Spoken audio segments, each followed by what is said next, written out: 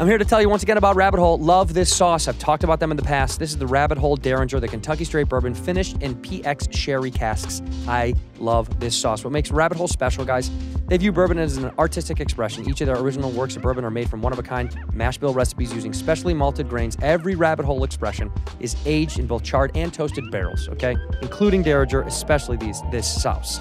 Rabbit Hole's award-winning finished bourbon. For this expression, Rabbit Hole has taken their fine wheated bourbon, aged it again in Pedro Jimenez sherry casks from Spain, España. Aromas of caramel cherry are going to lure you in. Flavors of dried fruit, sweet wine. Have you fallen in love? Sweet berry wine.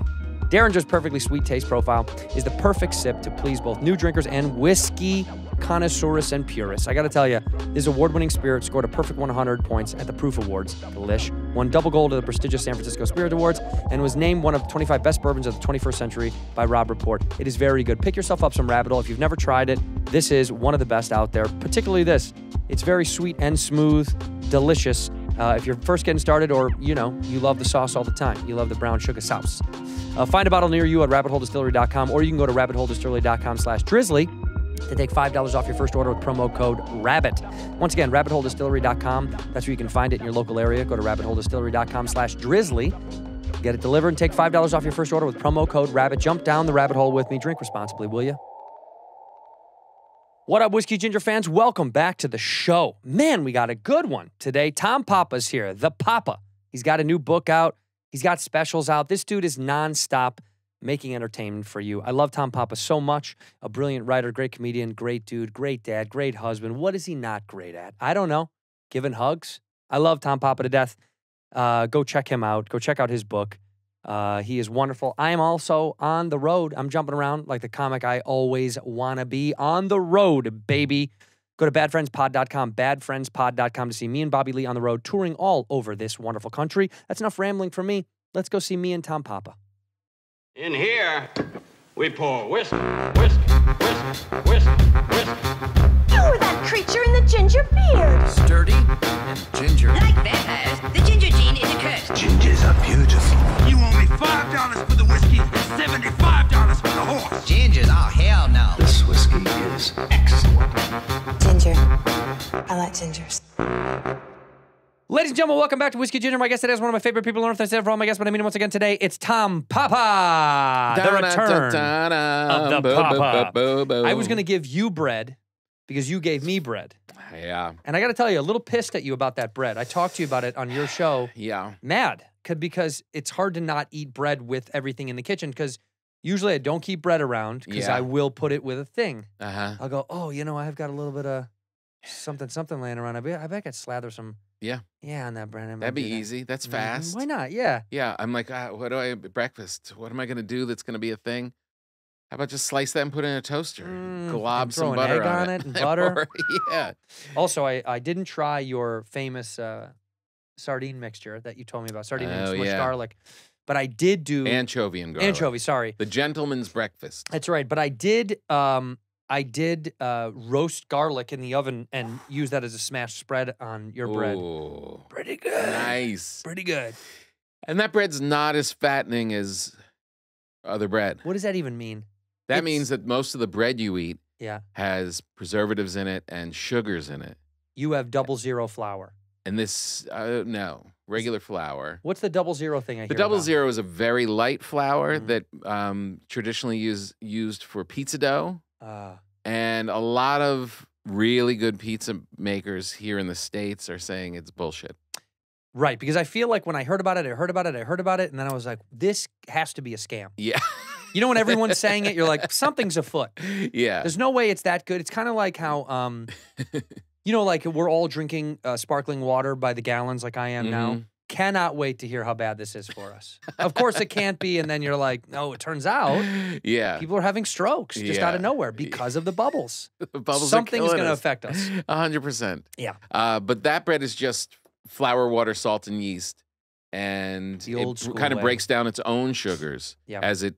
like a couple days after it's even baked. Huh. So it is, I have friends that have gluten issues, and my family eats it a lot, and it's not as fattening. It's not fattening, but But it's not as fat. right. You're not gonna but it's hard because growing up, I always ate sandwiches, and now I like barely get a sandwich. Yeah. After a certain age is it's like a special treat. At this point, Why? everything is a special treat at this I know. point. I feel bad Because about the everything. only way to lose weight and stay trim is to literally not eat anything. Don't eat, and then you have to get a lot of exercise in. Yeah, and just don't eat. It's insane. Good luck. That's why we cut out the sauce. We're not having a drink today because Yeah. I needed to clean out the liver because boy, oh boy, was the tour tough. Because, we do a show, me and Bob, Yep. and then you go out to eat a nice dinner because that's kind of all you have time for. Yeah. Or we order After it in. the show? Yeah, we order it to the venue. So you have a runner just so you have enough time because some places will stay open late, for you. Yeah. But then you just eat this meal and then I go back on the bus and it's time to go to sleep to go to a new city. So, we'll Yeah. sit there with the kids on the bus with our videographer and he's 23 and I'll sit there and I'll have a glass of bourbon or 2 or 3 or 4 and then just go to bed. So you've eaten, so the show's over. Mm-hmm. You are done with your last bite of post-show meal at around 11:30. And it's always fatty, fatty, fatty. It's something hearty because you're tired, you're exhausted. We did meet and greet and shows. Yep. So Yeah. it's all great, but then 11:30-ish, Mm-hmm. and then you booze it. Yep. And then you just lay on your cot and While the bus goes like this, it like shakes around the booze. And have you ever been on the bus? Dude, yeah, I was, I've been on buses before. I've been on rock stars buses before, and none of it appeals to me. Yeah. And then my friend, who's a musician, just rolled through town, and I went to see her on her bus, and I wanted to take her home with me and tell her just stay here Because it's sad. it was so small, Yeah. and there was so much in it, and people, and I It's was crowded. just like, oh my god, And you this sleep is in the rough. coffins. I mean, I'm lucky I get to sleep in the Yeah. back. Bobby's giving me the back. Oh, although yeah? He did that just to have something on me. You know what I mean? Like, It wasn't just being nice because he's little. no, it's leverage for him. He's leverage. What Well, I will gave he- you the back bunk. That's, it's going to come up in some way. It hasn't yet. Not really, honestly, but because I do all the work on the tour. He doesn't do any work, but that's who's surprised?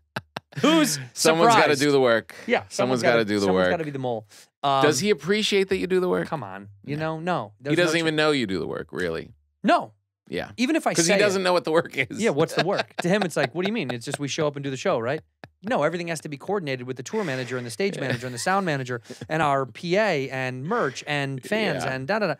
Nah, you just show up and do the show. Have fun, man. Enough That's so about me. funny. Let's talk about you. First of all, you brought me a book, and this is rude brought because you you a know book. I can't read. Well, it's the galley, so you don't We're have to all read it. in this together. There's an audio book to it. Oh, do you read it? You could listen to it as you drive around. Who reads it? Me. Yeah, good. We're all in this together, so make some room with Tom Pop, author of You're Doing Great, which was also great.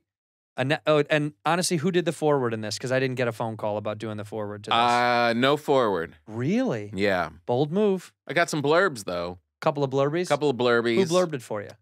This one is Gaffigan, Apatow. Not funny. Keep going. I think it's just the two for this one. Nobody talented? Jesus Christ. Matt Damon, I think they might have repurposed Matt's because he did. Right. This is my third book, so I'm kind of going back to people. How do you, honestly, I mean this without any semblance of facetiousness, how do you write a book? Ritual, routine. Every morning he sits down. You got to get whatever it is Yeah. that works for you. You have to go sit at the desk or the shop or whatever. You got to just show up and Yeah. just keep going. And you do. And I love it. How many days does this take? That's about a year and a half. God, see, okay, good. That makes me feel a little bit better. Because if you were like 6 months, 5 months, I would actually kill myself live on I here. often think about Sorry. Stallone. Yeah. You know, with how he wrote Rocky. You ever hear that story? Yeah, didn't he? He Like- put words in a bowl and picked them out as time went on. He's pretty incredible. He's written almost everything that he's been in. And at least rewritten. I've heard that. If it was written once, he rewrote it again. He writes, and the way he wrote Rocky, I'm going to probably butcher parts of this, but he went into a hotel or a bad apartment. Mhm. It must have been a bad apartment, and he literally painted the windows so he couldn't look out, so he'd just be uber focused, and he cranked out Rocky in like no time. Really? Yeah. But then you hear the stories like, then there's guys, and then it's just a savant thing where, you know, what's his name? What's wrong with me? Chicago's finest, Ferris Bueller's Day Off. Matthew Broderick. No, the writer and the director. Ramis. Harold Ramis, yeah. I guess he could just knock stuff out, right? He could just write in no time. Isn't Really? that I didn't know that about I heard him. that was the whole, maybe, am I saying this wrong? No, because I remember hearing stories of him like when he wrote like Stripes and Could just the knock early stuff stuff. out, right? Yeah. Just like peel through it. yeah. Can't do it. I've tried. So I'm writing jokes is the pinnacle for me of writing. Yeah. Of like, I know how to do my voice. I know how to write stuff down and rewrite it and talk about it and then think about it, then open it up and then whittle it down and peel little things from the. But trying to do that, It's the same thing. God bless. It's the same thing, really. Is a book advance good? Is it good? No, Not a lot of money. not really. How do people make money writing books for real? Like real authors that do it all the time. I was with a couple real authors recently. And that's a rude thing to say because you're a real author. I don't mean it like felt that. like I don't mean it like I that. felt like I was. How about this? A novelist. I was with these. They've been writing for. They wrote 30 books, like bestsellers. Yeah. 25 books, Yeah. bestsellers, and they're really rich. They make a lot of money Because how? They get because points on their the books sell, Yeah. and they get in. The reason they write 30 books a year is that once they got that one to sell, this is like kind of like James Patterson, Stephen King kind of people. Yeah. Once that one sells and they know the public is into it, one a year. And they're going to crank them out, and he's sold millions of copies. And then the advances for the next two. Huge. Yeah. Huge. Who's the publisher for this? St. Martin's Press. Everybody loves St. Martin's Press. Shout out to St. Martin's Press out of St. Martin's, Idaho. Everybody knows. Great little publisher up there. Yep. They're great. They're in New York. They're like a real place. And they've been good to you. And and this is the third one with them, and my editor's great. And I really like it. I did it first to expand on stand-up and be able to just do more. Like, you know, if you have a bit and you have a thing, and then you can just go off and get deeper into it. And I really just like it. And I kind of feel like it might be a good thing to do when you're old and wrinkly and no one wants to see you anymore. But you're not old and wrinkly. No, but you're doing it but now. you can't start then. Like Each one gets more successful, and hopefully this one does well. Then, like, I can be in the game. All right. Then you're You one know of what the I mean? guys. And then it would be cool to be like, I don't have to go on the road all the time. This is your retirement plan, basically. Maybe. That's actually pretty smart. Because it's creative. Like, you could still do it and get better at it. Yeah. Like, you know, I've been doing stand-up. It's going to be 30 years on June 12th. Whoa. Is that first show or first paid gig? First show. First show. First time ever walking on stage. Do you remember the first time you got a check or money or any monetization? Yeah. It was the first gig. I mean, like in town, I would get like, you know, $20. But the first time, like, I went to Brooklyn from Manhattan. Yeah. And got $250 from Toppers. This guy. And it was the most, I almost made me quit comedy. I'm rich! Because I was opening for Angel Salazar. Yeah. Do you remember him at all? The name is extremely familiar. Yeah. He was a really big guy in the 80s, early 90s. 90s, yeah. And he was in Scarface. He was the little guy. Yes, this is how I know this. Somebody else has talked about this guy. Yeah, that's right. And he would crush. But he quit stand-up, didn't he? Pretty much. Yeah. He had this character, and he had this catchphrase, all the stuff from that era, you know, like, check it out. He'd come out with a big boom box. And I went up. The big boy's here. And he was adorable and funny, but it was like, you know, so far from what you do as in the same realm. And I went up at Toppers in Brooklyn and just ate it. Just ate balls. Bombed. I was just bombed. Love it. And I walked off, and there was no green room at Toppers. There was a utility closet with literally, like, it was tighter than this. Yeah. With a furnace, like here. Lovely. And you just sat there and waited till your set. And I bombed and brought him on. And the music kicked on, and he walked out. He wore a diaper and a boombox, no shirt, before Kreischer. And he comes out, and the place goes. They were just about to kill me in dead silence. Yeah. And then he came out, the place exploded, and I just listened to him crush for the whole set. And I was like, I guess I'm I'm not really a comedian. I guess I don't know. I thought I knew. Yeah. The diaper, you got to get a diaper. I thought about it. Did you really? You had one of those moments where I was you're like, like, I need something. what's my thing? Yeah, what's my thing? That was such a thing in the 80s, 90s. Yeah. Less so in the 90s as it transitioned out, but Yeah. bits or, well, because they used to say back in the day when somebody asked you about comedy, they would always say, what's your, what's your shtick? Yeah. Everybody had a shtick. You know what I mean? That was like I their know. thing. Yeah, you got to catch it. I remember opening for a guy. This is very early, and I was opening for a guy like in Virginia or something, and his whole act was about selling his T-shirts. He was like a road guy, like living out of his car. Probably made good money on the shirts. Probably made good money on his shirts, but he got drunk. He would drink a lot. Yeah. And he forgot to include the joke with the catchphrase in the set. Oh, okay. Like he never said it. So So then he comes off and he's got like, put it in the butt T-shirts, and people are like, what is he talking about? This guy's a creep. I was like, oh, that's why you don't want a catchphrase T-shirt, because then you gotta say it. You gotta say it. You got to do it. I've said this before when Bert said, he's like, what if one day I don't want to take off my shirt? I'm saying, buddy, it's over. You're locked. You don't have a choice. You're like, now he's making a feature film about it. You're like, you're locked, dude. 100%. It's over. Yeah. It's over. I mean, He's just going to show up in a button down. boo. Can you imagine? Take it off, dude. Yeah. Although I do want to see there will be a moment in time when he Mm. quits doing it, and I want to be there for that. I want to be there for the transition, for like Yeah. like I wish I could have seen the Gilbert Gottfried when he started to do this. Like, do you know that Gilbert, when he was alive, would that wasn't his, that was, a hyperbolized An exaggeration. version. Yeah, for sure. Because I Yeah, heard, backstage, he had it. but it was less so. Yeah. That all thing. Yeah. Like I wanted That doesn't belong in the world. No, but I would love to have seen that moment that thing started to transition in and out and get more dominant. Mm-hmm. He did. Or the Tim Allen with the hoo-hoo. Yeah, when did that thing, Yeah. how does that go to, where do you go then? Where do you take it? That's why you're a great comic, but also your balance. You're so you on stage. It's unmistakable. Nobody would say, you know what that sounds like? It would be you. You'd be Right. you.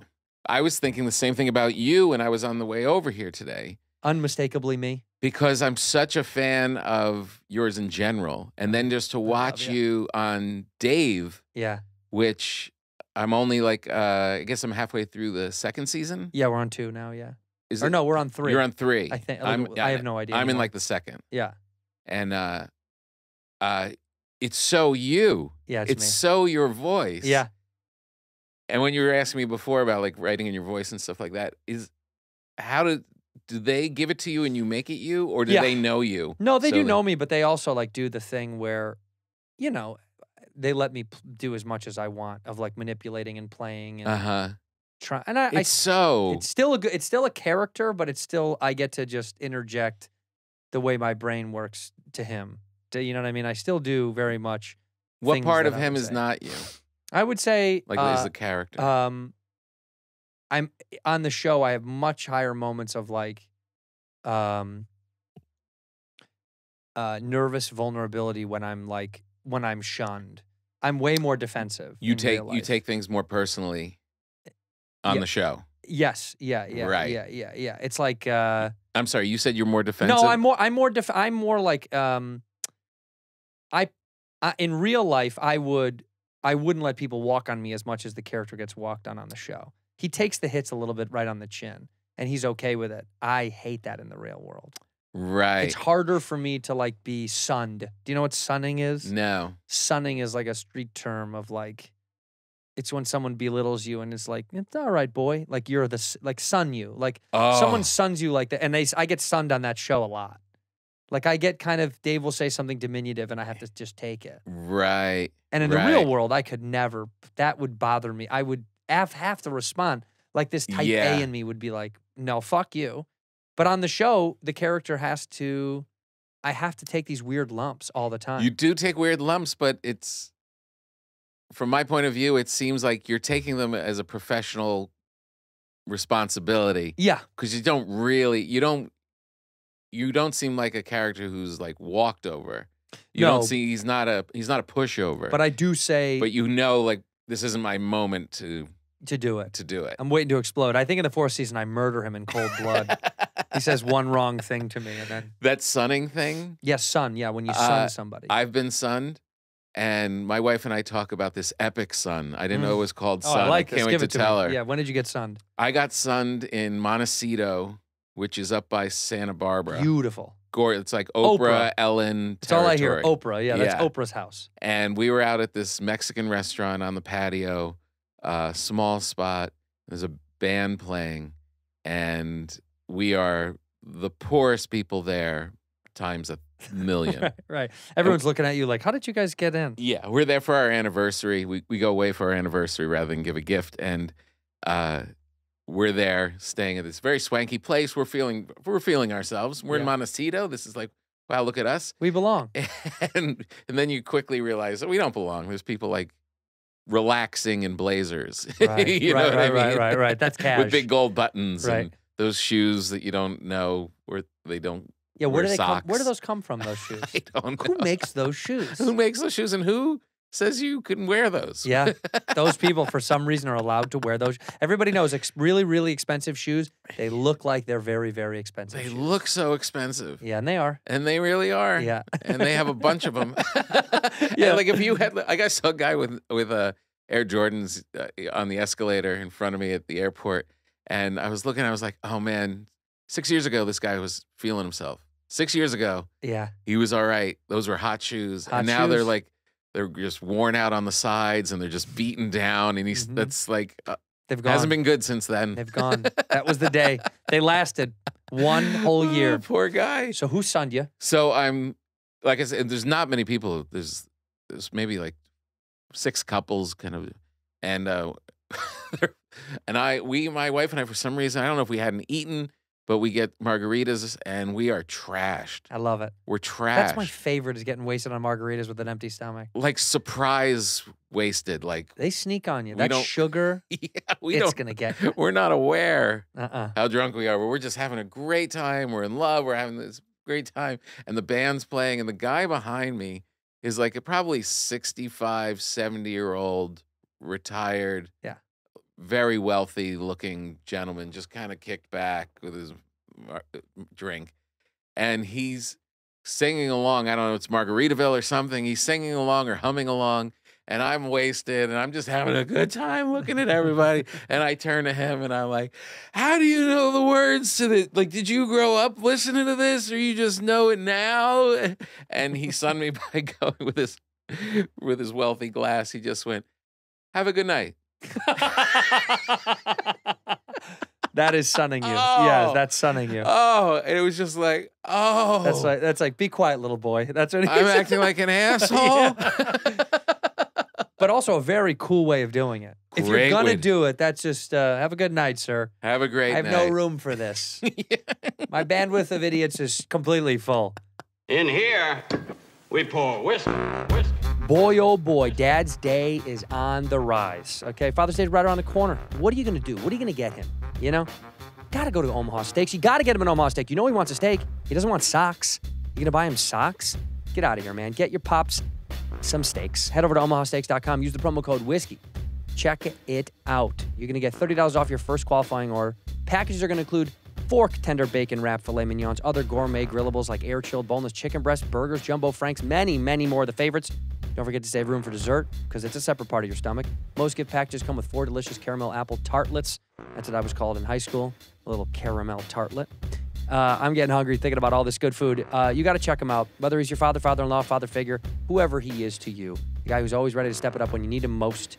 Father's Day, why not show him the love that only a gift as unforgettable as he is with mouth-watering perfection? Omaha Steaks, baby. If you had Omaha Steaks before, you know. So good. Perfectly aged, oh so tender. Hand-selected gift packages. Omaha Steak makes it easy to give Dad what he really wants. Order today. Get $30 off with promo code WHISKEY. Every purchase is backed by their unconditional money-back guarantee. You got to do yourself a favor. Get him a steak from Omaha Steaks. Go to omahasteaks.com, use the promo code whiskey. omahasteaks.com, promo code is whiskey. Make memories at the barbecue with Omaha Steaks right now. Use the promo code whiskey at omahasteaks.com. Money minimum order required. See site for details. Hey, your gut health is important, okay? It really is. That's why I love Seed. I've talked about Seed many, many times before. If you're not moving consistently, if you're not moving, shaking, and pushing out what's inside of you consistently, not so good, all right? You need Seed's DSO1 Daily Symbiotic. 2 capsules a day can help promote healthy regularity, keeps the body happy. Move it out. Everyone poops, dude. Why not poop regularly, you know? And Seed's DSO1 supports whole body benefits beyond the gut. The DSO1, people want to know, what is it? That's a daily symbiotic. It's an effective way to start supporting your gut microbiome. Ultimately impacts your skin, your heart, and various other connections within the body. It's a 24-strain broad-spectrum probiotic and prebiotic formulated for digestive, gut immune, and additional systemic benefits. 53.6 billion AFU. All right, capsule and capsule protects against stomach acid, digestion enzymes, and bile salts for viability through digestion. What does this mean? The live probiotics will actually make it to the end of the small intestine for delivery to the colon so you can smooth move it out. All right? Everyone does it. Why not take Seed's DSO1 Daily Symbiotic to promote healthy gut, healthy skin, healthy heart, healthy, happy you, all right? Have you ever had smooth, soft sausage? No? Not talking about the food, talking about the perfect type of poop. Thanks to Seed. You want to poop perfect? You want to poop nice and smooth? Seeds DSO1 is going to help you get there. Start a new healthy habit today. Visit seed.com/whiskey. Use the code whiskey to redeem 30% off your first month of Seed's DSO1 Daily Symbiotic. That's seed.com/whiskey and use that code whiskey. Ginger. I like gingers. We talk about it all the time. But it also, was you such an still look elegant fun. fuck you. You still look fun because you're having a good time with your wife. So it's like it's a win-win. It's like, yeah, okay, fuck that guy a little bit, but also I'm still having fun. He didn't stop us, yeah. Right, exactly. Yeah, I probably went back a couple of times. I don't remember. Yeah, you did. I know you. I can see it in my head. You turned around. You know, because you have that comic thing. Do you have it like out in the world where you just want to win people over? Dude, we are polar opposites with the Polar public. opposites. In the public, I want to be Really? hidden away in a little cave. I don't know why. You're not trying to make the cashier laugh and the guy at the deli counter and the here's a good one. The other two that get matched up with you to golf. Yeah. You don't care about making them laugh?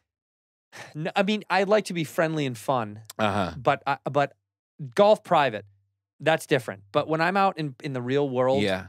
no, it's pretty rare. So I have funny. to really be feeling it if I want to.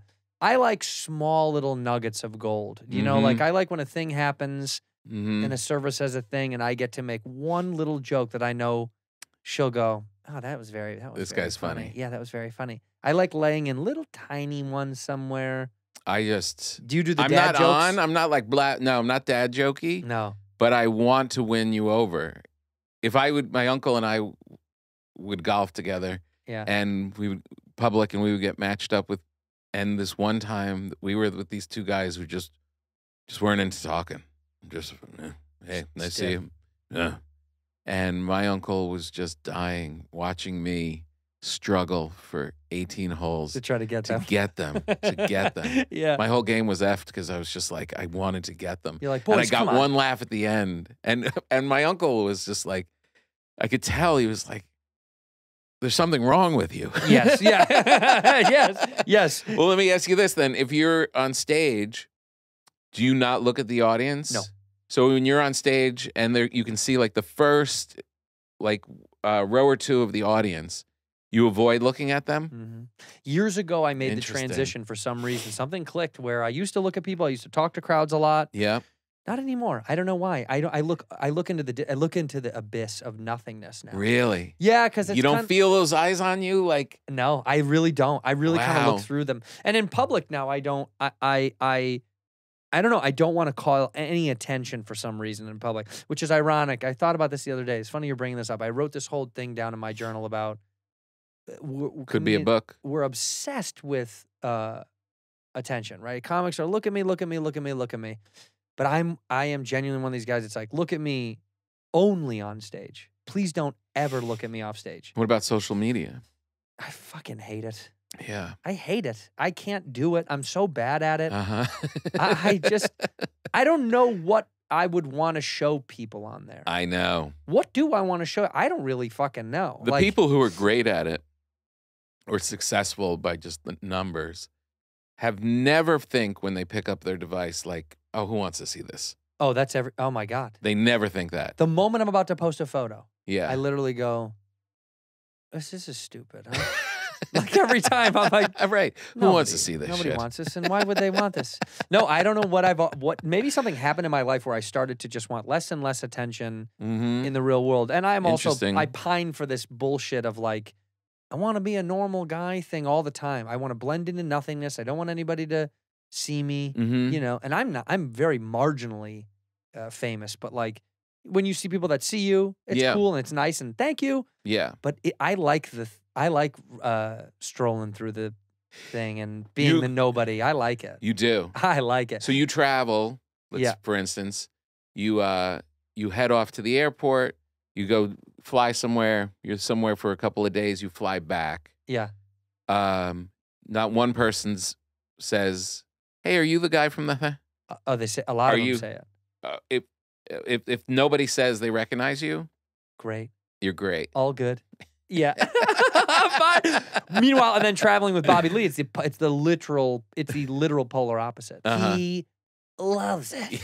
He basks in it. He purposely walks slow, hoping people are gonna see him. Like, yeah, and there's nothing wrong with it. But for some reason I've always been. I think it's you know what it is. I feel like I'm embarrassed a little bit of the attention. I don't even know how to feel about it.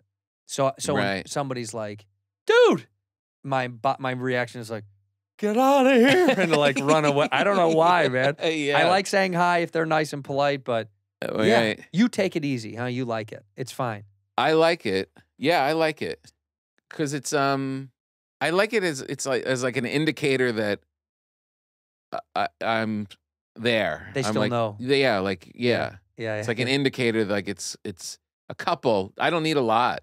Just a few. Just a few to like like, oh, okay, people are coming. Yeah. You know what I mean? And you know that like you know that just from your concerts or whatever. Like you feel it. You know it. But it's nice to to hear it. Yeah, I get it. And be a little for some bit reason, of that. and thing. I also have this thing that people think maybe you have just a very sweet disposition to people out in the public. They would just think you're very approachable. And I have a thing where people think they're like, I don't want to say anything to him. Who knows how he'll react? But I'm always nice and polite when people say hi. Yeah. If it's nice. Right. If it's hey across the street, hey, Santino. Is the Dave audience a different thing than you're used to? Yeah. Well, yeah. I mean, it's it's younger. It's a little like they're the people that'll yell across the street. Yeah. And then if you don't stop, it's like, what the fuck, man? Right. Like, well, I gotta want to go to the thing, I don't know, man. Yeah. I keep it moving. But also I like to especially now that I travel, man, I like to hide somewhere in the airport. I pick a spot to hide. Oh, me too. So I can write or whatever. Yeah, I know you're like me in that regard. Yeah. You like a little nook. Oh yeah, 100%. Those empty gates where there's nobody. Give me a good old empty gate, baby. So nice. What's it, St. Paul? I'm hiding out in St. Paul for the next hour and a half. That is one of my favorite. That's like one of my favorite things is to hide away. I get in my little book. Yeah. I get on my iPad. Watch a show that I don't even like anymore, but I'm just doing it because it's my 50th flight that month. Have you watched an entire series of television and actually hated it? Like watched a whole season? Ooh, no. I bail. I bail on so many shows. I commit, and I'm actually angry about. So I literally text my wife, being like, "Fucking episode 8," and she's like, "Why are you doing it?" I'm like, "I gotta do it. I don't know why." I'm like that with books. Right, you finish. I finish, even if it sucks. I'm in a 600 pager right now. What are you reading? The Bible? It's so big. Who needs 600 pages? That's like 3 books. You know what? It was a lot of fun for $4.94. After $4.94, you're over. And it's taking me to my knees. And I'm like, I'm allowed to skip. Can I skip? No. You can't skip.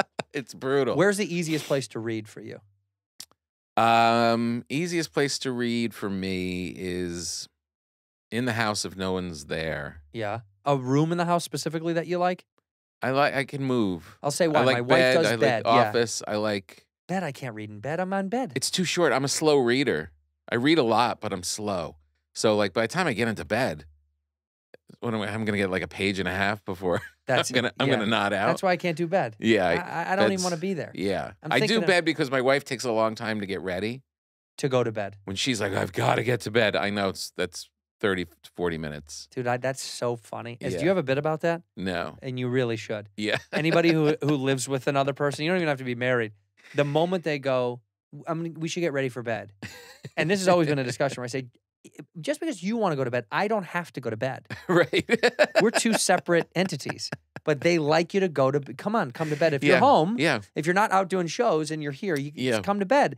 And I know still that I'll be sitting on the couch and she goes into the magic chamber to do, I don't know, to transform, to log into the space, you know, to tell the other planet what's going on down here.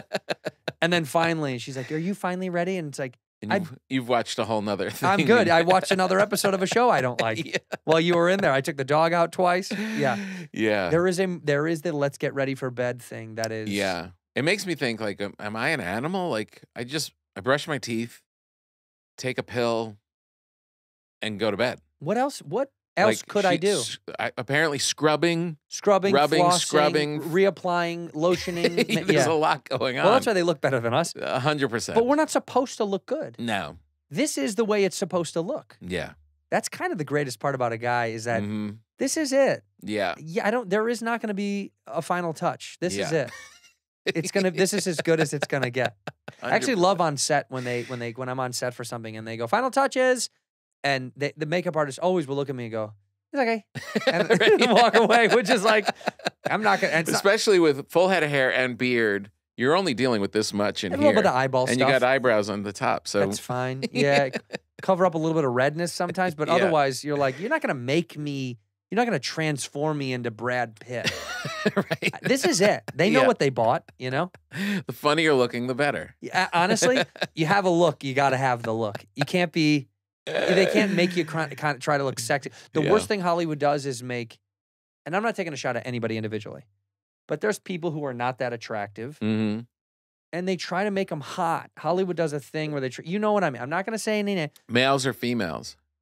Oh, they do this much more to females than males, where they're kind of, you know, unorthodox looking, but they sell you as like, it's a sex symbol. And you're like, look, man, I'm not a supermodel, but I know what a sex symbol is. And that person's in my category. Stop boosting them up. What's weird is watching funny people be hot. Or all of a sudden they're in it for a while. They see themselves for a while. And they're so like anti that glam. Yeah. Or even like using beauty as a metric. It's like, no, we're cooler than that. And then a couple laps around Famous Town, all of a sudden they show up and they're wearing something hot. They're doing it. They're like, they smell better. It wears you down. I think it must wear people down. Well, it's also when people always comment about it negatively. You know, like I talked to Segura about that, right? He lost a lot of weight. He's in great shape. And it is funny when people have a comment about that. Once in a while, you'll hear it or see it. Where someone's like, "Oh, you know, thinks he's too good for." It's like, I think he just wants to keep living a little bit longer and take care of his body. And these new kids that showed up. Yeah, and it's like I don't know what there is only kind of two ways to go: is you maintain who you are forever if that is good for you, or you gotta get better. Because if you're on the other path of, you know, you're selling this other bad product where you're like, I'm not taking care of myself at all. I'm drinking too much. I'm doing this. It's going to get you. So you do kind of. 100%. It gets you. It gets you. 100%. That's why I like that. We'll take breaks from having some sauce and eating bad food because easy slip away into sad boy town. Yeah. Your body actually tells you like it's time. It's time. Yeah. That's the thing that I always realized. Or maybe I just felt kind of lucky. I just knew I wasn't going to become a raging alcoholic. Yeah. Like, there's been times when I drank more than others, but I knew I wasn't going to be a raging alcoholic just because feeling like shit the next day was so unpleasant that it wasn't worth, like, my body would just be like, all right, come on, stop it. Yeah. You know what I mean? Yeah, sometimes I feel like when I do get hungover every once in a while, if I partied too much or gone out and had fun, I'm like, I'm negotiating with my body. The next morning, I feel like it's doing this thing where it's like, we could shut it off. And I'm like, I won't eat that. And they're like, we just remember we could shut it off. Shut what off? This the whole thing, like you can feel it being like, Yeah. you know, this is don't fuck with us, dude. We have a direct line to the heart and the mind, and we can cut this thing off. The lights can go out. Like I heard a thing from Dax Shepard about when he was at the throes of his addiction, had drank like 2 bottles of Jack, a case of beer, and taken every kind of pill he had, and he woke up 2 days later. Whoa. And he goes, you know what's the crazy thing about addiction? Wasn't even my bottom. He's like, I did it again.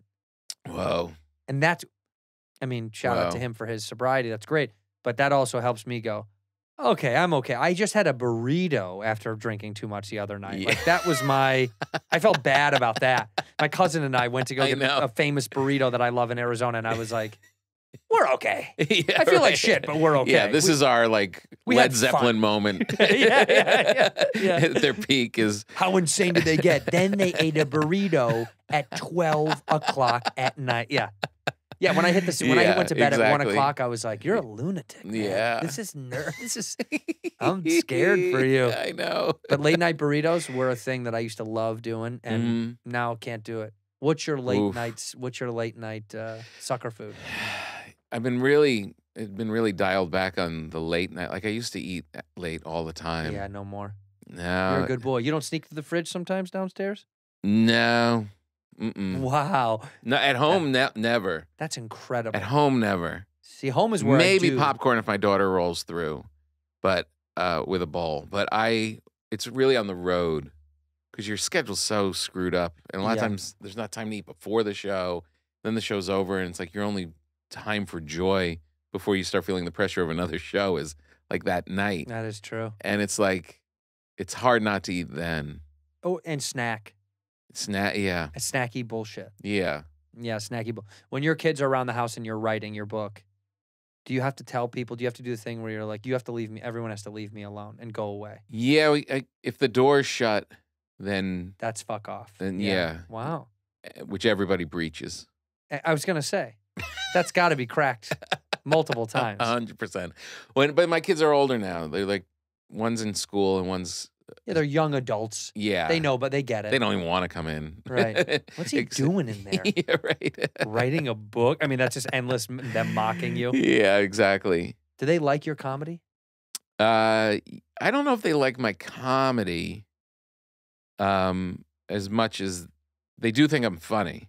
That's okay. That's all that matters. Yeah, I can make them laugh. That's good. That's done. Yeah. And that's great. Liking, like, they don't need to like my jokes about whatever. Well, but that's such a hard hill to climb where it's like they know you, so they've got a different angle on the way you talk about stuff anyway.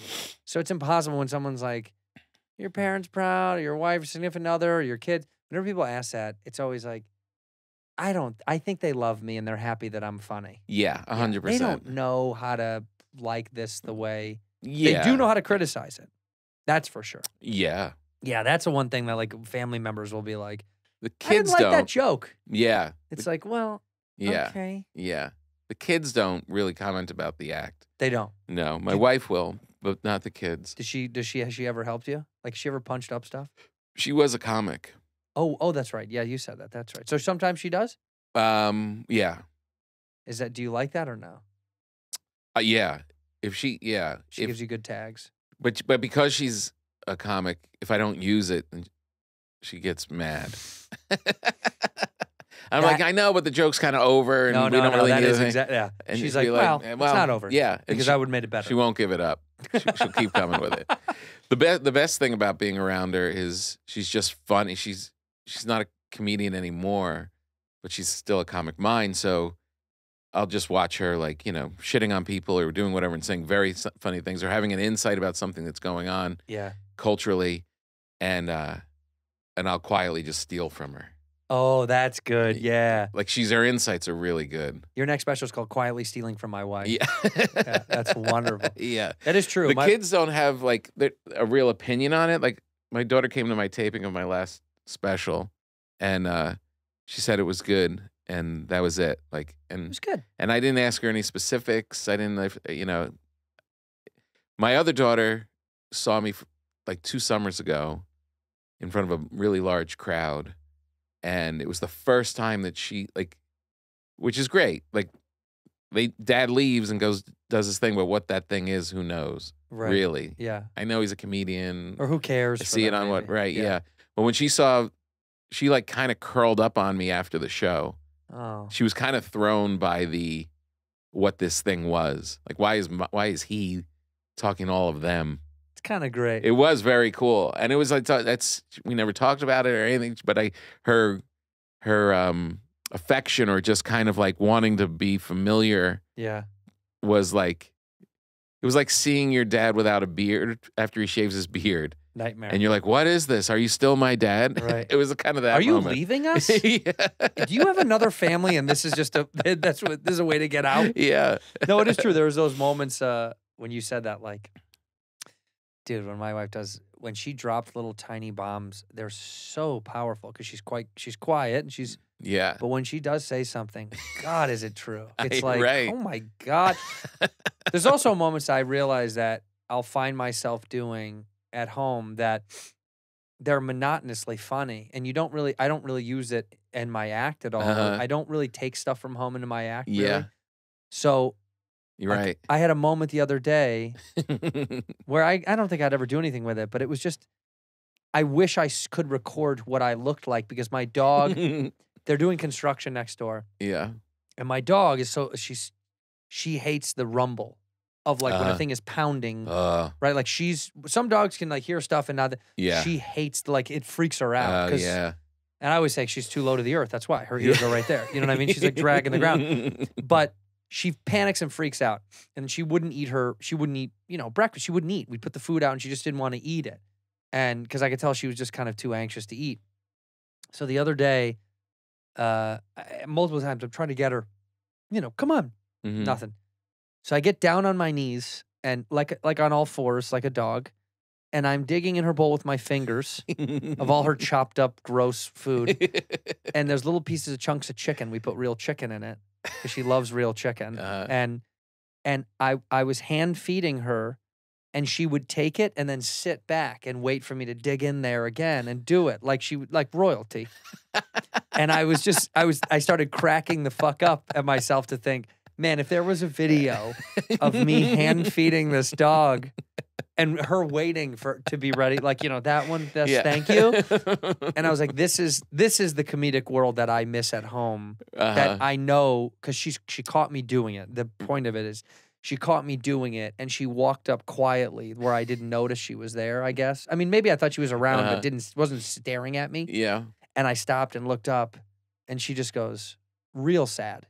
Real sad.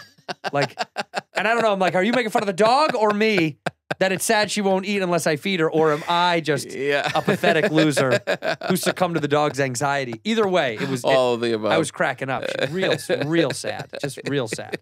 And it was. I was like, God, this is pathetic as fuck. Yeah. But those little bomb moments at home are like, and they don't creep into your act. No, not really. Only because it's just I like the comedy of that thing more of like having a laugh at home. Yeah. Because it's so separate from our world of chaos and overthinking, and I don't know. Anything that's like slightly inappropriate, the kids will laugh to, like, you really surprise them because the world isn't inappropriate any longer. Yeah. Like, they don't hear, like, in school, like, everything we heard. Like, yeah, isn't that funny? They don't hear any of that, any crazy shit anymore. None of it. I mean, they see it on the internet. It's around. Yeah. But it's definitely not, and it's definitely not heard from adults. Right. So if you say anything off color or whatever, then they really fall out. They like that. They like it. But you rarely do that. Rarely do it. Yeah. But if it's like in context of something, even like just saying someone's fat, like making like making a fat joke about like their uncle. Right. Like that, just they love it. Crush. Just the crush. Simplicity. Because they're just like, oh my God. Yeah. I mean, because everyone's still thinking it. Everyone knows that Uncle Bob is fat. But Uncle Bob is fat. But nobody says people are fat anymore. Can't say that anymore. Can't say that. No. So, but where everyone's walking around like thinking to themselves, Uncle fat. Bob's really fat. Yeah. And then somebody makes a fat joke about Uncle Bob. They're like, they'll fall off their King chair. of the castle. Yeah. That's like my grandfather. He would, look, it was never to their face or anything, but he would do. Yeah. But he would always say stuff, and as kids, we loved to hear him say it. Like he would go, if there was a heavy person, he would go, "Oh, he doesn't miss a meal." But it was small stuff. And as kids, we thought that was. We were like, "Guys, that's crazy." He's saying that's because he is fat. It's really funny. Yeah, he would take little tiny slights or shots like that. He loved stuff like never to them. But nowadays, if somebody said that in public to someone else and they overheard, someone else heard you, they chastise you. Yeah, what is wrong with you? Why would you say that about that guy? Yeah. It's like, why? I don't mean to. I don't want anything negative. It's just a small throwaway. Yeah, it's almost like when I go to a new set. I'm always so worried about what to joke about, like in the hair and makeup chair or something, or meeting someone. Right. It's just you don't even know anymore. So I'm always like, I let them say something insane, and then I go, oh, okay, this is all right. We're gonna like we're in a safe space. There was a girl, Jermaine Fowler and I did this movie together, and we're in Australia, and her name is Nick, the woman Nick, and her friend says, they add AS to a lot of stuff, like Macca's is McDonald's. Oh, really? The Macca's, get a Macca's. Yeah, it's very common. Yeah, no, so they do that to a lot of stuff, like, but she said Nicka's. Nick is her nickname. Yeah, and she kept saying it over and over. And Jermaine looked at me at one point and he was like, "It's close." And I was like, "It is close. It is close. It is close." But we didn't want to make the joke because we were afraid they would be like, I didn't. Oh, no, I never. You know what I mean? We don't want to make her go, "Oh my God, does it? It does sound like that." And I don't. That's not. It's a joke that we. Yeah. But what a delight when you're. I mean, these are workplaces. These were never considered workplaces before. Right. This wasn't being in an office. Now it is all it's an office. Yeah. And it was a playpen. It was the kids did it. But like so great. Like my editor, and this isn't a plug of the book, but my editor for the book is just she's been in the business for a while. Many years. And it's just like once you have someone that you do work with, well, yeah. And you're on the same page and you can have a laugh about whatever and no one's gonna be so nice. Get a penalty. It's so great. It's you just bond so much deeper. The relief is so much easier when you feel like you don't have to hold your tongue. Yeah, because you're being truthful. You're being honest with each other. Yes. Does she say to you? Does she say to you? Will she sometimes go, "This is not good"? No, she's never done it. But there's other editors below her who have. And they've been fired. And they've since been fired. They've since been let go. So yeah, sure, yeah. There was one like in the last book. It was right during like the throes of Me Too, and there was something I was talking about. I think it's just like my relationship with somebody or something. It wasn't really heavy, but she was like, "May want to think about this," and it was like literally from the news of the month. It was like, "Yeah, we probably should." Yeah, we'll change it. Yeah. Well, that's like I saw somebody posted online. Steven Tyler in his book talked about dating like a 14-year-old or something insane. It was all over the internet. Like it made the internet. Yeah. And then people were like condemning and obviously like voicing their opinion about how it's gross and insane that, and then I couldn't help but be like, yeah, but he wrote it and it's edited. Right. It's almost like, well, he must know because he said it. It's not like, right. It's like he told them to be like, yeah, put it in there. Yeah. And somebody was like, wait, 15 foot? No, I think she was 14. And they were like, "Did you really want us to put it? Okay." And he's like, "Put it in." Like, okay, man. Yeah. But the internet was like all up about it because it was strange that you're like, "No, it's in the book." Yeah. I don't know. Yeah. Yeah, it's right. Oh no, there. You know what? Maybe I'm misquoting. Kiedis. Maybe it was Anthony Kiedis in his book. I think that's who it was. Okay. I'm sorry. But whatever the case, who cares? It's someone writing it. But the other worry for me, which I think is of the book world, which is why when you said, you're like, "Oh yeah, you could do it." No, because you write a journal. Yeah, I know, dude. But it's chaos, and to give someone to organize, I would be. The problem I have is, I write in non sequitur. Tree root chaos. It's like it's over here and then it comes back and it goes back. And organizing it would seem depressing to me. I'd be like, "Ooh, this has to be dirty and loose and weird." And Yeah, that's interesting. I don't know. You have a more concise vision. It's the same Yeah. way your comedy is. Your comedy is very concise, and I don't know. I'm like a Here's a fun thing I do with the kids with where you can be inappropriate without being inappropriate. yeah. Is when I would drive them around, especially a couple of years ago when they were a little younger. As you're driving around and you're passing people walking on the street or jogging or walking their dogs or whatever, I would just go, "Look at this guy." That's it. What's her problem? Are you guys seeing this guy right now? Totally normal looking guy. Yeah, doing nothing wrong. Nothing, or maybe a monstrosity. Right. but you don't say Look it. at this guy. What is he doing? Look at this guy. Have you ever given an Uber driver the confidence to? This happened to us where we're driving somewhere, Yeah. and I go, the Uber driver was quite quiet, and there was Mhm. kind of tough traffic and people merging out. That game had just gotten out, and and he's going. I can hear him kind of getting frustrated. Yeah. But it's funny with Uber, and then you give them the okay to say everything they've wanted to say. Yeah. Because I go, whoa, this guy pulled out, and, Yeah. and he goes like this, and I go, what a fucking idiot! You see that fucking moron? And he goes, yeah, this fucking moron. It's like you give them the go ahead. Totally. You're like, you can say it, man. We're all thinking it. But every Uber driver like gauges Yeah. like, I guess I shouldn't say the things I want to say I know. in front of these strangers. But the converse of that is when you get a driver who's just lighting everybody up, losing and it. you're like, you were in the wrong line of work. Yeah. You're You got to cool it out, man. yeah. As soon as he gets his, God damn it! Yeah. It's like this is moderate to light traffic. It's not right that big now. of a deal. Yeah. I had a guy dropping us off at the Dodger game, and he was very new to the States. You could tell. Like so I was trying to tell him, I said, well, don't take this stadium way exit to get there. We should go this other way because the Uber drop-off is over there. If we go here, we'll never even get in. And then we got to blah, blah, blah. And then as soon as I'm done doing this like elaborate, Yeah. expansive, here's how In you a do slightly this. higher voice. He literally goes, I don't. And I was like, oh, fuck. Total waste of my time. Like, so then we get in the wrong place, and then I was like, okay, that's fine, because I kept being like, no. And my buddy was like, I don't think he gives a shit at all. He's like, oh no, he just spoke no Just English, zero English. and for him it was like, machine tells me go here.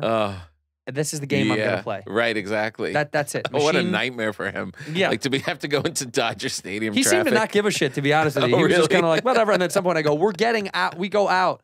Done? All done? And he was like, okay. It's like, all right. I think if you have that kind of carelessness, you're like, Yeah. well, you keep winning because no one can get that mad. Yeah. I'm foreign. By the way, the moment we get out, he calls his wife. He's like, yeah, these fucking idiots wanted me to go around. And he speaks full English to his wife. Exactly. Didn't give a shit about these guys. We've been traveling a ton, and I haven't performed. This is crazy. I want to tell you this only because it's shocking. Because Yeah. I haven't performed in LA in, I want to say 3 months now. Wow. This will be the first time tonight that I go out that I've gone up inside in LA in 3 months. Wow. Kind of crazy It is kind of crazy. to take that big of a break. I've had a similar thing where it hasn't been that long, but the times between spots at the store or Largo has been, Why do you think? On because purpose? we're going so hard on the road. Yeah. We've never done the road like this. We're Yeah, touring man, like we are in a golden era of everyone touring like crazy. It is. I don't. Are we? Is something gonna? Is this gonna? I feel like the brakes are gonna hit or something. Or I don't know. I mean, when we were humming like this pre-pandemic, that's when it really shocked me. Be that everyone was going same thing, and then that thing happened. but so it took that. it took that to stop everybody, Right, exactly. because it was full speed ahead. Yeah. I don't know. How many cities do you do typically a year? I never do the math. It's I just never add it's it up. constant. You think? It's constant. Yeah. I know I get lighter in August and a little in July, and I try and dial it back, getting close to Christmas. But for the most part, For the most part, I'm just going. And, this is the first time in my career I'm in, 1,500 seat theaters. Congrats, by the way. We share an agent, and I was just going to say, we talk about you. I feel like you've talked to him about me. I've talked about you a lot. Yeah. It's almost so funny. I check in with him about you. Like, we're brothers, and I check in with our, Right. our mom about you. I'm like, how's he doing out there? Yeah, I just He's good. downloaded your and Bobby's tour the other night. Yeah. We went to a ball game together, and I was like, "So how's the tour going?" I wanted to good. know all about it. And it was it's so great. It looks like so much fun.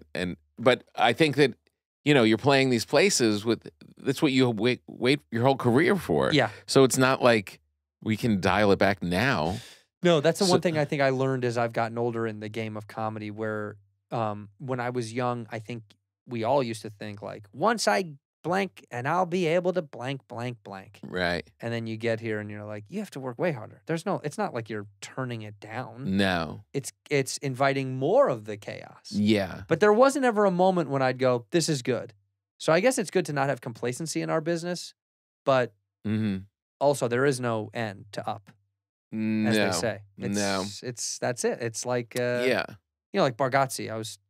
It's like a guy like that too. Same thing. It's like arenas. I know. And you're like, fucking arenas. It's crazy. It's incredible to watch. Did you see Ronnie Chang's comment? Oh no, what'd he say? On Nate just posted this last week of him in front of like an arena crowd. Yeah. And just looks so great, and it's just him like in front of this giant crowd. And Ronnie in all caps just wrote something like, "Congratulations on being rich." That's basically what Look at all this money. I play where athletes play. I play where a whole team of athletes play.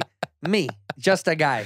Yeah, it's like when Burr did Fenway. It was just like, what is happening? Yeah, it is crazy to think. Yeah, the same thing. Gabriel Iglesias did Dodger Stadium. Yeah, exactly. That's what's so crazy about this time also. It's like, wow, I'll roll into a place and be like, wow, I can't believe we sold out this place, for what, 900 people or whatever.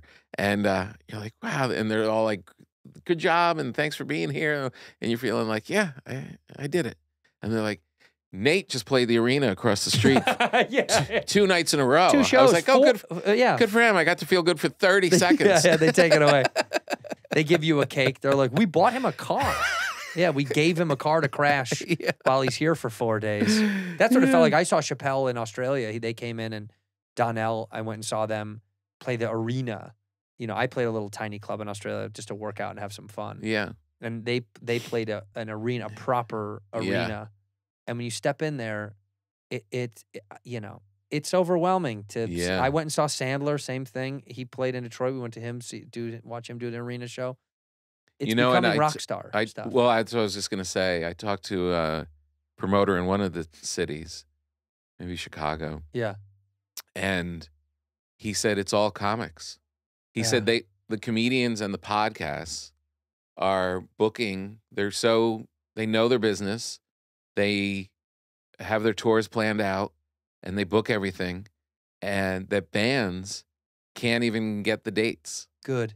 It's time for you to back off, bands. I mean, that really is kind of makes sense. Kinda wild. Why are people showing up in these numbers? Well, they're not going to see music as much. Yeah. And you know what? That's what you get, music. You had it too good for too long. Let me ask you a personal question. Yeah. Did you notice that I was wearing cologne when I walked in? I'm a little clogged right now, but I think I did smell you wearing cologne. Yeah? Yeah. Interesting. But you're always kind of well put together, so it wouldn't surprise me. Right. It's not like I'm trying to find someone to take a shot at right now, and it's not. I was going to fill in a name. It's not like if so and so showed up, I'd be like, "Whoa, you did it today!" No, you're put together, so if that wouldn't surprise me. Is this a new thing for you? Yeah, I haven't really worn a lot of what cologne. What are you wearing? This is I don't even know the name of it. It's like this Arabic. It's got to be Arabic. This Arabic perfumery that my daughter brought us to when we were traveling. Whoa. Yeah. Fancy I forget the name guy. of it. Oh, I should know that. Can we make I'm one new up? to it. We can make one up. Sanskrit. Oh, is it Sanskrit? Yeah. Love. That stuff very is musky. Very good. Yeah. But I really never wore cologne, and I have that, and I have like a Chanel, and then I've got a couple bottles now. Now who got you onto this? And I dislike the smell of it. I like this, but I'm not sure. I'm so hesitant. I'm like a little tiny, barely spray it. Where does it go? On the wrist. I always do right here on the neck. Oh, yeah? I like it right up here for some reason. Really? Because I feel like this is the this is where maybe the pheromone heat comes from. Oh. It warms up the cologne. Interesting. I'm totally making it up. But for some reason, I feel like that every time I'd always, like I'd never see my dad put on cologne Yeah. unless him and my mom were doing a thing. A big date.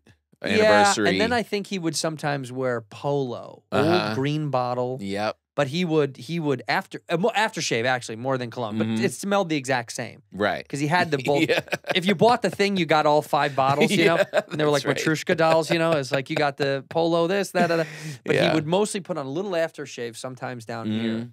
But rarely have I ever saw my dad do cologne. That was never really a thing. Yeah, my father either. Isn't that funny? That Yeah, never. The older generations were like, well, you know, cologne, maybe, you know. Yeah. You put on a little bit of something after you shave, maybe at most, or Mhm. Yeah, so it's kind of new, but I just like the smell of it. And also because it was on a trip, like it kind of reminds me of the trip in a way. That's wonderful. Yeah, it kind of ties in. But the other part, so I'm dipping my toe in this cologne world of yours. Welcome. One thing that does bump me, I remember being at Largo and Sarah Silverman was going off about why do guys wear cologne? The smell of just a man is so great. Yeah. Why? Like what? She didn't like that they were putting a thing on top of it, and everyone adores Sarah, so I was just like, every once in a while, I'm like, Sarah wouldn't like this. I got to tell you something pretty sexist, Sarah Silverman. Men can't do as they may. What's next? Huh? You know what I mean? Yeah, Sarah. You want me to shave my armpits? Let me grow. No, it isn't. I've heard this kind of thing before where it's like guys need to just smell like guys, but some people's original scent isn't good. Isn't that great? Some people's musk isn't good. Some people get stinky. Yeah. You know, like if I don't put on deodorant, if I don't, yeah. it's bad. Some people I know don't smell when they sweat. I stink. So it's like, yeah, no, I'm going to wash a few times. Yeah. That's why I'm always overconscious. Like that's the only thing I love about the road hotel life is shower first thing when I wake up, throw a towel on the floor. Great. You know what I mean? Shower in the afternoon after I work out or take a long walk or before I go to the show. And then I shower before I go to bed sometimes. Too. Really? Yeah, if I have a night out or if I'm hanging out too late and I just want to clean up and feel fresh before I go into bed. That's good. Also, I got to ask you. Yeah. Do you sleep naked on the road? Everywhere. I love you. I knew I loved you. No, seriously, I knew we've always had things in common that are low-key, our little things.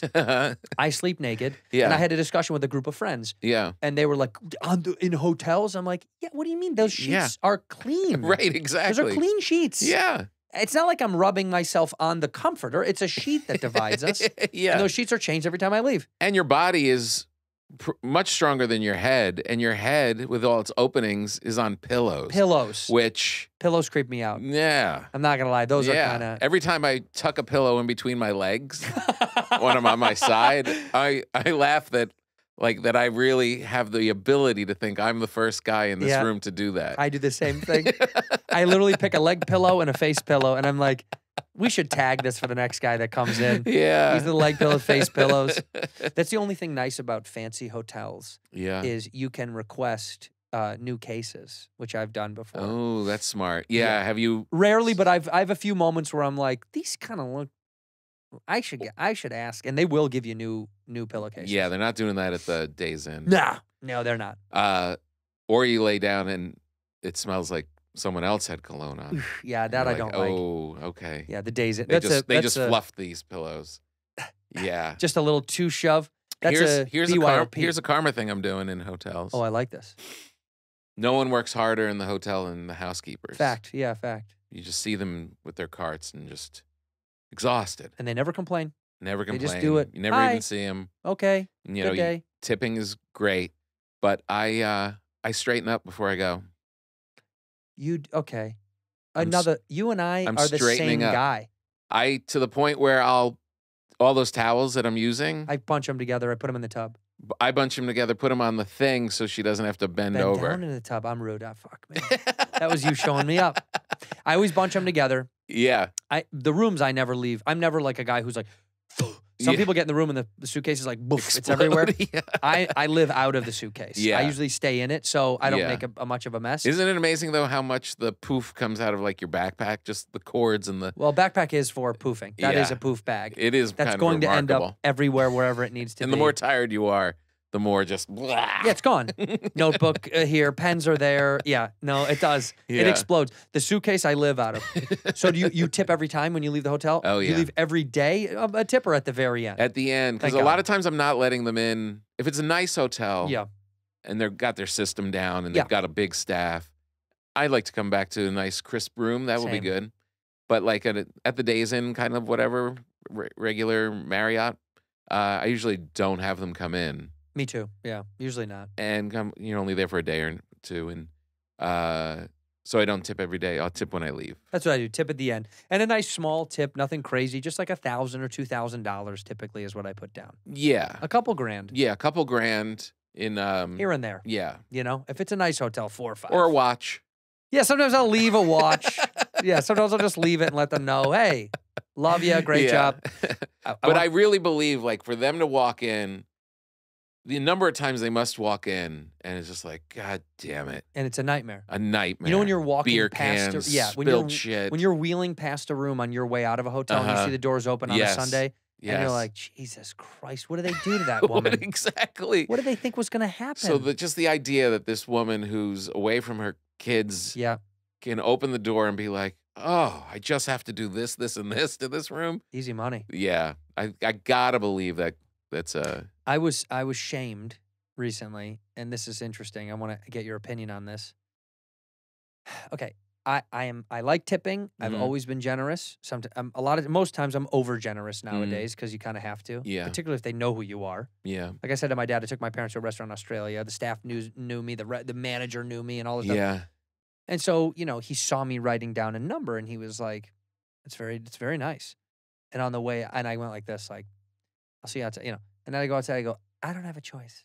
yeah. They know who I am. I don't have a choice. I don't have a choice. Like, I don't want to do this. yeah, that's a lot. I don't have a choice. I don't even have it's like, but I was in, I don't Yeah. even know what city I was in, but I was really tired, and I hastily, I got a coffee, just a black coffee at a coffee shop. hmm And I didn't tip, I guess. Mm, I don't remember. Sometimes I think it's a thing. yeah, I don't know. yeah.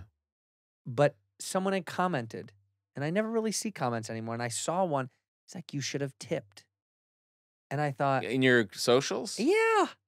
And I so thought, like, yeah, was it black coffee? yeah, I don't know. I don't know. Sometimes I'm like, yeah. is this bully tipping thing a necessary thing? I saw a whole article about it. It kind of kills me a little bit when you're like, the woman that does the coffee shop around the corner from me is a mom and pop.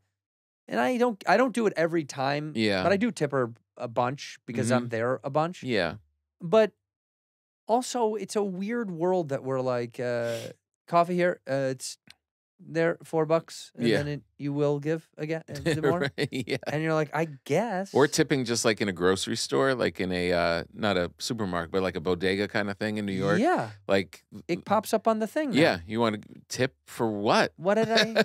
Yeah, you didn't make any of this. No, this was all given to you. You're right. Yeah, Yeah. it's tough. The They coffee shop said that tipping you- is hard. Yeah, I do it sometimes, not every time, but it's like, yeah, if I'm just getting a quick thing to go, it's almost like, what a fucking. yeah. I get $1, I guess, but it's. I I don't know. had across from the Soho Grand. Beautiful. There was this great coffee shop Mm-hmm. across the street. Everyman Espresso. Oh yeah. Yes. yeah, Right? Yeah. And she had, or they had, pandemicked it up in the front. Sure. Couldn't come into the shop. Right. Very protective, like beyond when other people were doing it. for a Stay bit. there. Yeah. Yeah. And they were great. Like I liked seeing them, and had a really fun, diverse. That's why I went to because they were Yeah. Right. I get you. they were great, and I really liked her. Her, in my trips, there was a sign next to the little pad saying tips. It went something like "tips appreciated," Then the next time I came through town, tipping is expected. And then when I came, like, the next time, it was like, don't be a cheap son of a bitch. We live off tips here. Crazy. Kind of a thing. That's heavy. Yeah, it ramped up each time I came through. The last one is just like, we will shoot you if you don't tip. Last time was store is closed. It was gone. It was my favorite thing to do is just walk across the street, grab coffee, and that's a lesson in bully tipping. People eventually are like, well, I'm not fucking, don't yell at me about tipping. It got really aggressive. Yeah, that's really aggressive.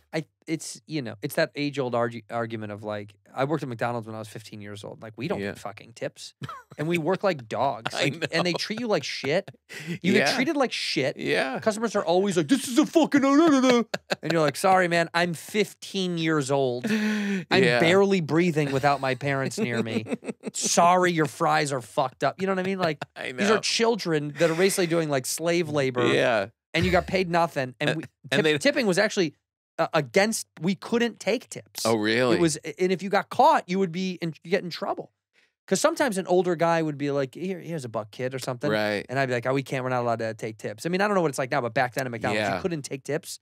The hard part about it now is every ATM gives you 20s. Yeah.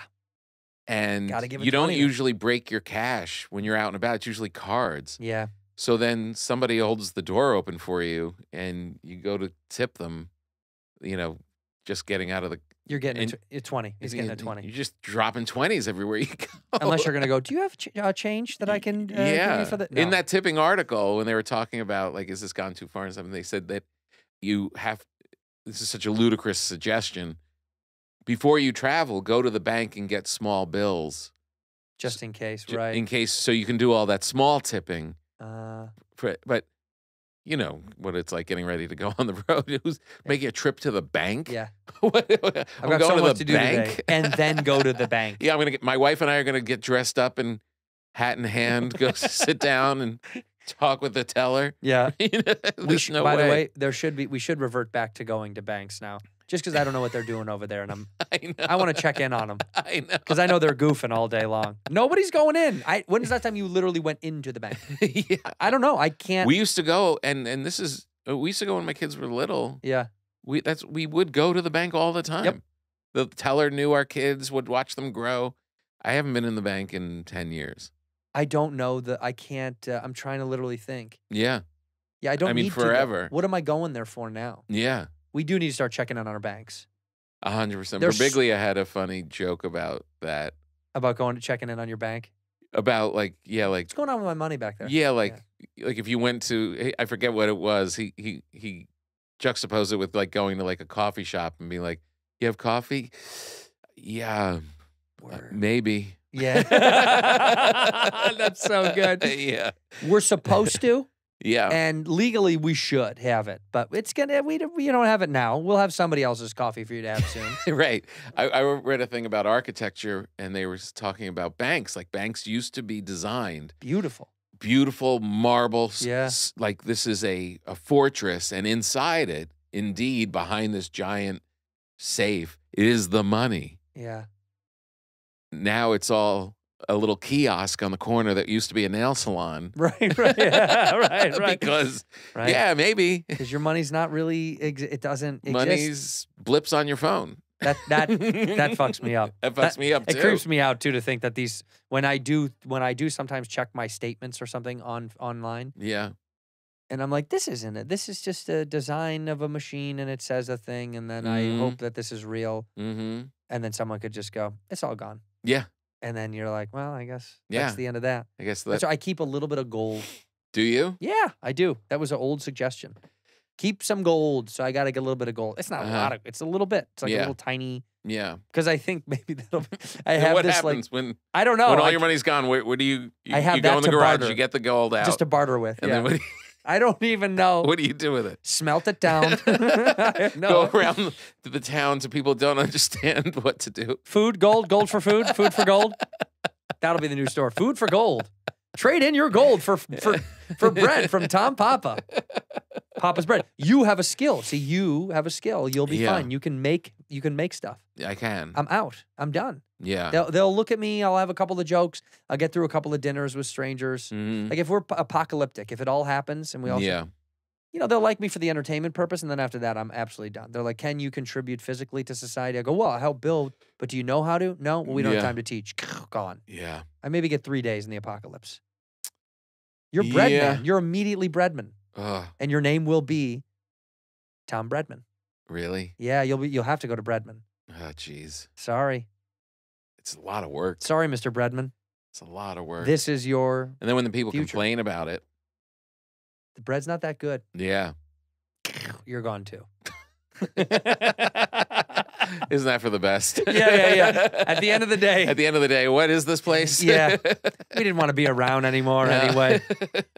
No, You're dead. There's gold next to you and no one's even picking it up. No, they kicked it. They're like, it was gross. Can you believe we collected that at one point? Yeah. And that was even worse. We're totally worthless. It's a stupid metal that means nothing to anybody. Yeah. I want to say this. What? That I always love having you on the show, and I really do mean it. And I'm jealous that you wrote a book. I'm proud that I have friends that actually can write books. I mean that because I can't. I'm always in awe when people do finish a book. I was walking past an old bookstore. There was like a antique bookshop when I was in Australia, and I went in there, and I thought everyone that did all of these books was smart. You can't be an idiot and write a book. It was kind of like the old joke of like, right. It's like somebody can go like, that billionaire is an asshole, but he's not an idiot. Right. There's never been an idiot billionaire. It's impossible. It would be so hard to get there. So it's coming to like, to finish a book and get it published and made, you must be smart. So it's like, this is a literal validation of the universe being like, well, you're not an idiot. Right. How great. Yeah. I'm moving through life being like, could be a moron. Yeah. I just don't know yet. It hasn't been proven either way. But there's all of those calibrations of it. Like when I was with those authors that had written those 25 and 30 books, millions of copies, I literally felt like, and this is me with my pamphlet. Yeah, right. Well, you know what I mean? We're always going to do that thing. We just talked about Nate's in an arena, and we're at the thing. It's like, but you still are in the thing. Yeah. But it is still nice. It is way. great. I am proud of it. Thank you very much. And I truly like as spending time in your orbit, like that we've become like later comedy friends. Yeah, it's kind of funny how that works. I like it. It's funny how I've said that to Bobby Kelly recently about how like him I don't care for. Yeah, me too. I said he's a piece of shit. That's what I was about to say. He's got an energy where I always am like happy to see him. And always. It's like a oh right yeah I guess we move kind of in this world sometimes, and we're all passing ships in the night. Yeah. But it's sometimes you run into I do imagine that was what it was like for sailors sometimes when they passed a ship of someone that they liked. Right. And they were like, let's pull over. You know what I mean? Like, let's have a drink or a coffee. That's really what it was like, we're on the move, but like, I got 5 minutes to pull over, go to port. Yeah. Let's get a little fucked up, and I'll see you back out on the seas. Yeah. That is what it feels like when I pass. I ran into a guy, Mike Falzone. Do you know who that is? No. Comic, good guy, great dude, funny guy. Mm-hmm. I ran into him. We were leaving Seattle or something, and he was coming in. Mm-hmm. And the moment I saw him in the airport, you've had this with other comics where you go, hey, what's up, man? Although I've also had ones where I see other comics, I'm like, I don't know. I had a crazy one a couple weeks ago. Who? I'm getting it in Chicago. I'm boarding an early flight in Chicago, and the guy in front of me is walking this giant dog, and he's got like a mask on, and and I'm like, DL? Oh, it's DL. And he's like, oh, hey, man. It's DL with his dog. He's like, I use the dog as the distraction for people not to look I mean, at a me. big, fluffy thing. And he gets on the plane. I get on the plane. As I'm putting my backpack down, Maz Jobrani walks on. Oh, another one. And sits on the next to me, like across the aisle. Then Chris Porter comes in. Oh, my God. he comes in and sits on the other side of Maz.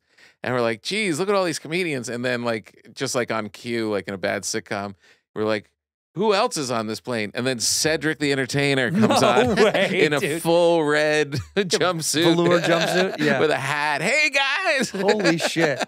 Yeah. 5 guys that 5 you knew? guys. That's all like nuts. Like within 4 rows. I had one. You reminded me because of someone you said. But I had been introduced to somebody very like famous or whatever. And we don't really know each other, but we had introduced at a dinner. And I saw him boarding a plane that we were boarding like a month ago. But I did that thing where I was like, what? He doesn't remember me, and I'm not going to bother him. And then, of course, he sat right across the aisle from me. But we faced forward the whole time, and he was with his significant other. So he wasn't really paying attention. And I just stayed on my iPad. But I thought I was working so hard the whole flight to not turn. You know what I mean? Exhausting. Like, it was. Dude, Exhausting. it was such a long 3-hour flight because I was like, you don't need to, he doesn't remember you. And even if he does, what do you say? And who gives a shit? So I just didn't focus on it. But it made me so uncomfortable. So hard. But I was also thought, I hope he doesn't tell our friend that we know. You know, I ran into that dickhead and didn't even say hi to me. He like avoided me. Well, I think that's the go-to move if you can do it. Just get a hello in. Just get a hi. Just get a hi. But I don't want them to go, fucking, I don't know you. Yeah. I get nervous that they're not going to remember me or something, or be like, I don't even know who you are. Yeah. And no, I know. So I avoid it like the plague. This is This why. back to the thing we were talking about. This is why I know. stay in my little hole. And, but it bothered you. Like you wanted to. I wanted to say something. I should have said hi. I think it's the right thing to do, but nah, shaky. I'll stay in my little hole. Yeah. I'll stay in my little hole. Right. That's the name of my book. Coming out in June. I'll stay in my little hole. You know what? Just make it My Little Hole. My Little Hole. Please pick up My Little Hole. Please pick up We're All in This Together. Everywhere you can buy a book. Please go get the Pop's new book. I really appreciate you. Thank you. Do I get to keep this? I'm going to send you a real copy. Yeah, I was going to say. This is just on the go. Galley. It's kind of. Yeah, it's been a little nicked. Yeah. Send me a real I'm one. gonna send you a proper. Go download download the audiobook if you're an audiobook person, go grab the audio. Read by Bobby Lee. Read by Bobby Lee. Or go get this at your local book shop, which by the way have taken no hit. I feel like bookstores are still thriving. Yeah. Maybe books did well. The big ones I think have gone by the wayside because Brooks Barnes and Noble's kind of had a comeback. They're starting to. Yeah. But they also tried to sell too much other shit. Yeah, they got a little big for their britches. They were like, we're going to sell board games. Didn't realize that. Guys, slow down. Books are kind of the thing. Just be a bookstore. Just sell books. You don't need to be doing all the other things. Yeah. But it is funny that mom and pop bookstores that I see, the more I travel around the country, when I pass a little town, they're there. They're thriving. They're doing fine. They have no... There's no going out of business sale. I've never seen that, but I see that all the time for other stuff. There was a dip a while ago, but it seems healthy now. I think humans are back to like wanting something outside of their telephone. It is a strange thing reading. Like it really. I remember reading. I think Stephen King commented on it in On Writing. Yeah, this is a great book on writing, and that it's really kind of like telepathy. Like he wrote something down on these pages, and now you have it, and those thoughts are going into your head. No, that's creepy. Without speaking, you're just like it is a pretty trippy. That was kind of the first parasocial relationship, right? Like you know how somebody online follows you so they think they might be buddies with you. Yeah. Like somebody said this in public to me, like, "Hey, dude, what's up?" And I was like, "Hey," and he was like, "I'm sorry, I don't know you. You don't know me. I know you." Right. But I think that kind of was the first version of feeling an author and seeing an author. Yeah. That when you saw them in the real world, that's why people were so like kind of obsessive with great authors. Yeah. Because they're like, I've heard your voice in my skull. Yeah. Yeah, that's pretty trippy. Well, I want to hear your voice in my skull. So I want the real book, but I'm going to download it. Awesome. I love you. I appreciate you. We end the episode Likewise. the exact same way. You look into that camera and you say one word or one phrase to end the episode. Whenever you're ready, you go ahead. Peanuts. In here, we pour whisk, whisk, whisk, whisk, whisk. You were that creature in the ginger beard. Stir